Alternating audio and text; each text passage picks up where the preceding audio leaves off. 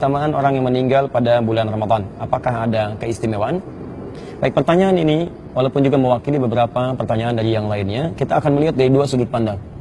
Baik, sudut pandang yang pertama dari waktu. Waktu memang ada yang diistimewakan oleh Allah Subhanahu wa taala, berbeda dengan waktu lainnya. Ada waktu harian seperti sepertiga malam, ada waktu bulanan misalnya, ada juga waktu tahunan seperti Ramadan. Ya, waktu Ramadan banyak keistimewaan, amal soleh ditingkatkan, maka pahala bisa digandakan. Tapi apakah kemudian waktu ini bisa menjamin ketika seseorang menjadi pertanda kebaikan ketika meninggal dalam Ramadan? Belum tentu. Maka ini diukur pada bagian yang kedua. Sebaik apa amal soleh yang ia kerjakan?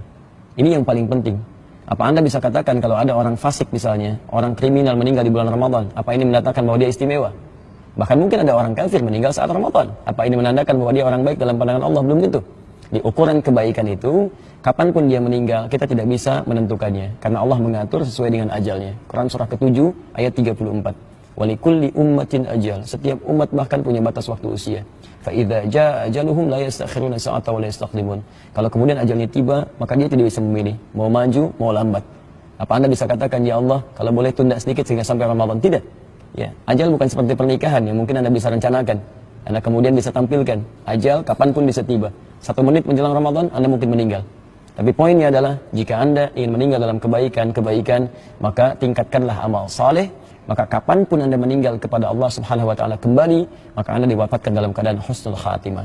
Quran surah ke-89 ayat 27 sampai ayat 30. Ya ayyatuhan nafsul mutmainnah, irji'i ila rabbiki radiyatan mardiyah. Hai jiwa-jiwa yang tenang, ayo kembali kepada Rabbmu dalam keadaan yang terbaik sebagai hamba-Nya. Bagaimana bisa dipanggil dengan tenang jika Anda sering mendekatkan diri kepada Allah Subhanahu wa taala dalam meningkatkan amal saleh.